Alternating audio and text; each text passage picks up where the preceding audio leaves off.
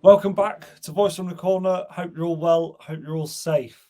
We've got a very interesting topic today. Something that I'm surprised we're going to be speaking about on Voice from the Corner. But we will talk about why we're speaking about this topic. The NHS are going to be striking in December. Now, Pete, what are your thoughts on this? It's not really an interesting. It is an interesting topic to a degree on the channel, but not really because the NHS looked after me when I had my brain tumor, and obviously everybody knows that I was a professional fighter. Um, you know, they're striking because of pay cuts, the pay like they ain't got inflation in their pay and all that sort of stuff. I'll go back to a time where a lot of people have already forgot about, in my opinion. COVID, when there was lockdowns, and people would go out and they would clap for the NHS and the NHS are doing a great job and all that.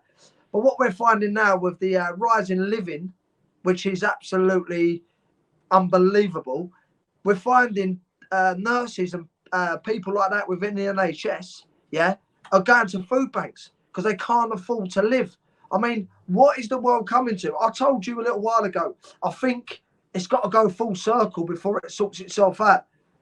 We're sitting here now doing like this podcast. I mean, the internet is great for certain things, but other things I don't think it's great for. I think it's moving too fast. The internet's making the world move too fast. People are not learning in life anymore. They're picking stuff up with the internet, and people believe they're more educated than what they really are.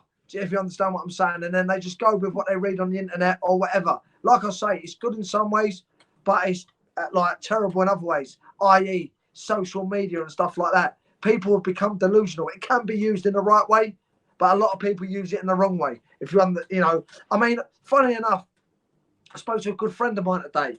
Again, I'm not going to mention him, that he's still an England international, and I've got a lot of friends that are England internationals in all sports, so you won't be able to work out who it is.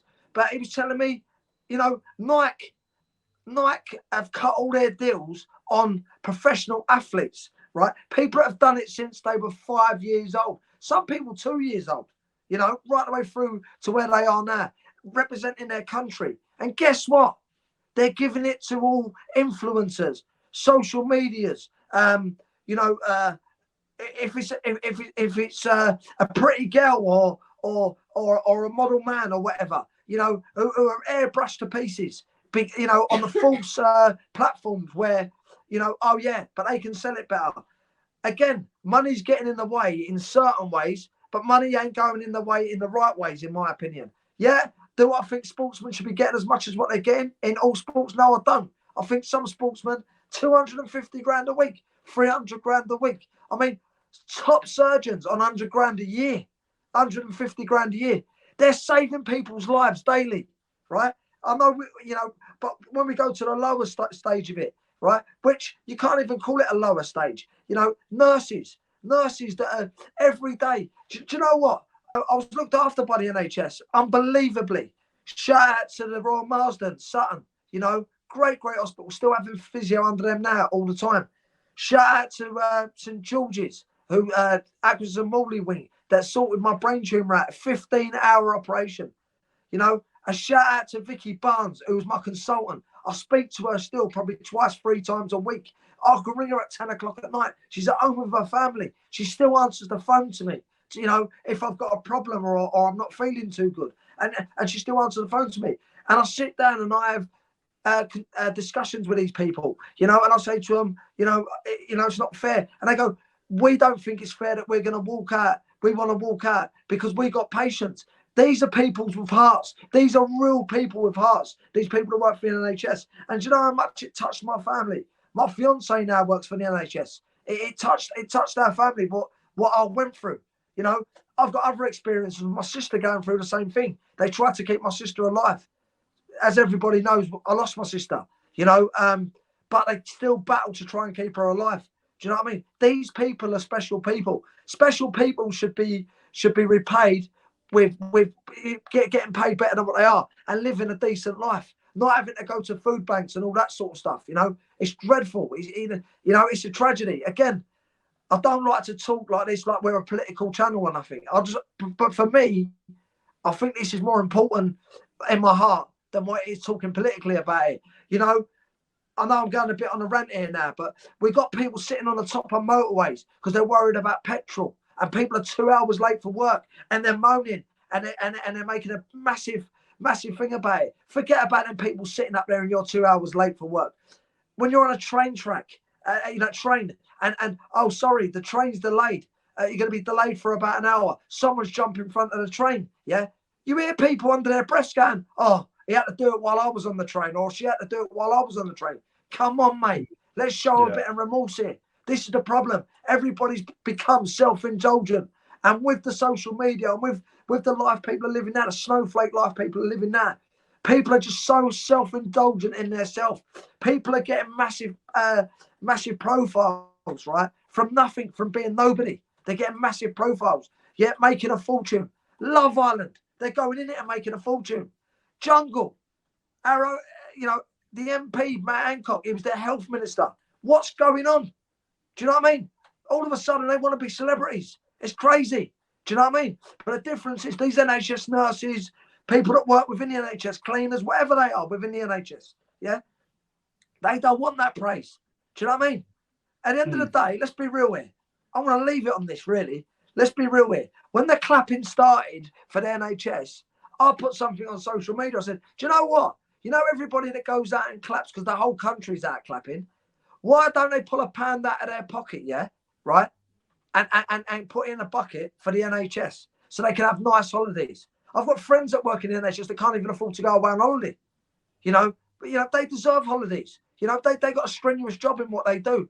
They don't just help you physically, they help you mentally as well. They're great people, but like I said, they're all out there clapping. I guarantee you, my favourite saying, 90% of the doors, maybe 95% of the doors, will slam shut if you said, give them a pound each in a bucket. And people would say, I ain't got no cash, I've only got a card. If they come round with a card reader and you tap the pound on it, they say, I didn't trust it because I might have caught COVID. There's always a story. There's always an answer of what people have got to say. Come on, people. It's time now. We got to wake up and smell the coffee. We have got to wake up. It's becoming an absolute joke. Like I say, Voice from the Corner. Like, I want this to be bigger than just a boxing channel. I want this to be debates, not politically or whatever. Just debate some things. Like, we all debate and see what we think and maybe try and make things a little bit better. What it is, people just seem to shut their eyes to the real life. And as we're sitting here talking now, this podcast might get 100 views, 200 views. But if a video goes up about, so-and-so has just done this, a name's just done this on YouTube or something, it gets millions of views. That's what it's become, Jack. And it's becoming, it's getting worse. I know I keep arguing and moaning about it, but like I say, it's close to my heart. This is very, very close to my heart. And yes, 100%, I support the NHS walkout. But you know what? Everybody else should support it and get behind it. But you know what? There's people that need cancer treatment, this, that. It's going to be an absolute travesty. You know what I mean? Christmas should be a happy time for all of us, But if this happens, it could end up being absolutely terrible. Forget train strikes. They'd already warmed up at home. They've already warmed up with COVID for train strikes because people work from home. Yeah, they worked it out, right? Is it going to happen? Are we going to see the NHS be lost and become a private sector? This is the problem. This is the greatest thing within the UK. This is the greatest thing within the UK. The NHS is brilliant. It's unbelievable, And like I say, the people that work for it, I get on my knees and I bow down to these people because they're unbelievable people. And I support them fully, and they should get massive pay rises. That's the top and bottom of it. Yeah, look, I mean, let's take it back a little bit. You mentioned your sister. Can you tell everyone, how the NHS helped your sister and your family through that time? Well, the NHS, she was in Ireland at the time, and the thing is, it's these people. They've got to be special people, aren't they? They watch people taking their last breaths, yeah, down to hospices and things like that. They watch people take their last breaths. They try and keep people alive. It's mad. It is what the jobs they do I don't think you can pay these people enough money. I don't think they get paid enough money. And I think you've got to be someone special to go into that sort of industry, because you must take your problems home with you. So it ain't just on a daily basis. I think you go to sleep at night. You know, I was told by people, you know, who work in the NHS while that COVID was going on, right? It was absolute. They just wanted to turn it in. They just wanted to give up because they just see so many people dying. You know, listen, again, forget the COVID situation. Just daily it happens, doesn't it? People die. You know, you don't know how many babies are born a day. Like, my fiance does newborn hearing, yeah? And, you know, I said, how many did you have today? And she said, 15. That's one hospital.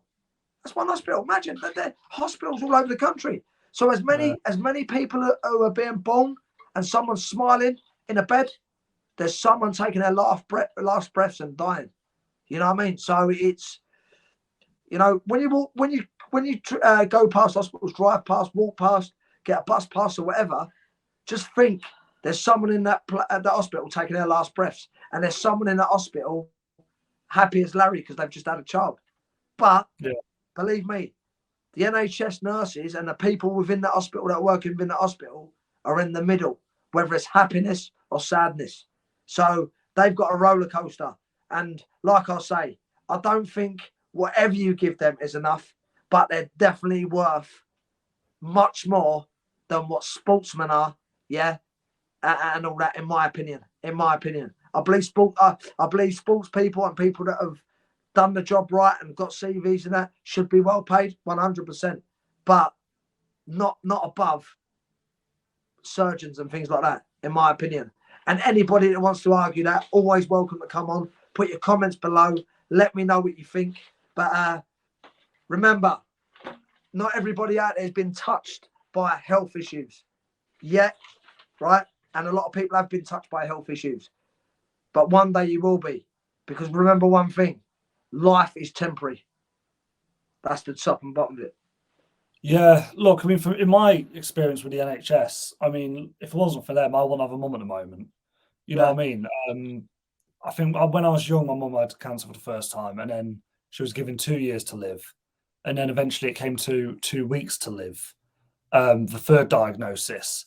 And I remember I saw my mum pretty much on a deathbed. And it was the NHS are the reason that she's still alive to this day. And that was years ago. You know what I mean? She was given 2 weeks to live, and she's lived over 2 years.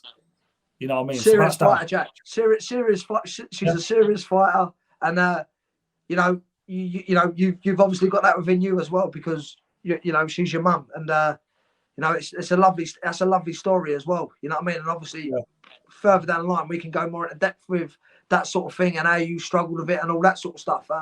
But this is mainly, you know, about the NHS, and people say to me, "Oh, you know, 10 million quid, would you rather 10 million quid than that?" I said, let me tell you something. I'd rather have nothing and have my hearing back, have my balance back properly, yeah, and be able to do things like I used to do them, be able to get in the ring and spar, you know, maybe still fighting till today. But, you know, health is wealth. And when it touches you that close, you realise that health is wealth. And it touched me a long time before I got my own problems. Seeing my sister, like I say, you know, very, very sick and sadly passed away.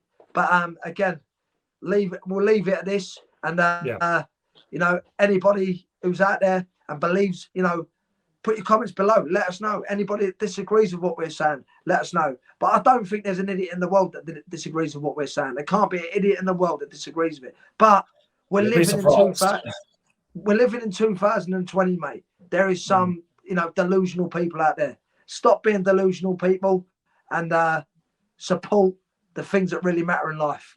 Nice one, everyone.